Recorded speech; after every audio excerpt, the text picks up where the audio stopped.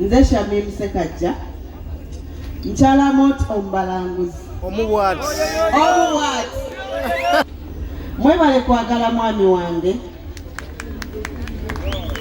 mu bulungi ne mu bubi ne mutafaayo mu byakola byonna buli kyakola kyonna ne muba nga mukyagala.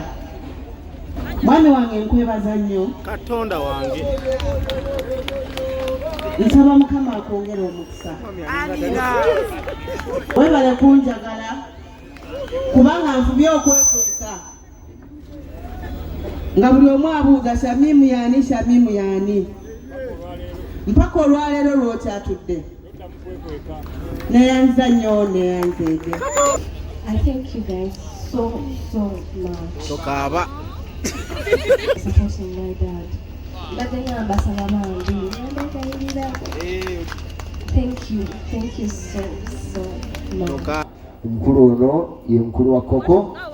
He's a producer at the same time he's a lead role.